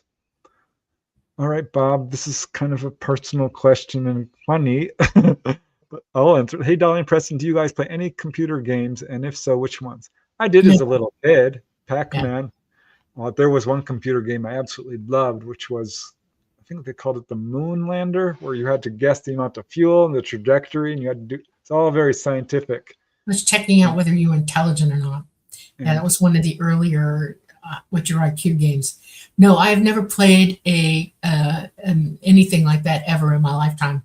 The only game I ever played was a pinball machine, and it was okay. I had other things. I used to love video games, but then they started taking up all my time, and I'm like, I'm not doing this anymore, because I was dreaming about it. They're so much fun. I absolutely love them, but I can't do it. I just can't do it. All right, I think we have time for one more, and that's perfect. Max Meeks, do you believe that there are set karmic laws? Yes, for every action, there is an equal or opposite reaction. That is the basic number one law of karma, period. Everybody should know this. For everything that you do, say, feel, think, whatever, there is always a reaction to it one way or the other. It's going to be good or bad or indifferent. Take a pick. Karma affects everything from you to everybody else. We affect each other in karmic law. Yeah, ETs have actually brought up karma. I think it's super interesting and certainly appears in pretty much all spiritual disciplines, whether it's, the golden rule or like attracts like, or these people have different ways of saying it. But I do think it's a universal law. All right. I think we're now at the closing time. So it's time. Drum roll. Let's see who have won UFOs over New Mexico. Nobody guessed the actual number. Guys, come on. Usually we have someone who, no, I'm being, we have 3 winners, and let me see, I put stars next to them. The secret number was 301. And the person who came closest was only 14 digits away, is Stuff and Such. Yay! And here I thought somebody said 300. I didn't see it. If I am mistaken, please let me know. I believe that's the closest guess, is Stuff and Such. And the person to come second is, let's see here, Rohan Kumar. Thank you, Rohan. We're 32 digits away. You guys send me an email and I will get the book to you. The email is right there on the ticker tape below. And the third person to get very close was Feeding 5. So a few of you got edged out just a little bit. Secret number was 301. We have 3 winners. Feeding 5, Rohan Kumar, Stuff and Such. Unfortunately, for those of you who are listening to the live replay, it's for live listeners only, so please don't guess. The contest is officially over. We have 3 winners. You guys email me and I will get a book right off to you. Please let me know if you want another book other than UFOs over New York, in terms of UFOs over California, Arizona, New Mexico, Colorado, or Nevada. Those are your choices. Thanks so much for playing. It's always fun. Really, truly appreciate you guys playing along with us. Congratulations to all the winners, says OCA. Oh, thank you. Yeah. See, did I miss anybody? I hope I didn't. I mentioned your book with that number 300 in the title. Oh, I see. Okay, that might have been what I saw. I was reading really fast. Okay. Congratulations, book winners. Okay. Okay. Yeah, Scarlet Fire just got edged out. So sorry. We'll do it again. Don't worry. Okay. All right, that's it, you guys. I want to thank you so much. Really appreciate you guys joining us tonight. Thank you, Bob. Thank you, Namaste, Star Orchid. You guys who've donated, it means a lot. Gizmo, it absolutely does help us. We absolutely love doing these shows with you, and it's because of you we do these shows. So thank you, thank you, thank you. All right, Dolly, I guess it's time to take us out. As much as I hate to go, let's do it. Thank you for visiting us tonight on the Light Gate. We're coming to you live from the beautiful city of New Orleans in Louisiana at the United Public Radio Network at 107.7 FM and the UFO Paranormal Radio Network at 105.3 FM on the Gulf Coast. We are on Facebook, we are on Roku, we are on Rumble, and we are on YouTube. Everyone, I hope you have a wonderful, wonderful week. Please start working on your abilities. I know you can all do it. Have a wonderful, joyous time, and we will see you on the other side. Night, night, everybody. Hey, bye.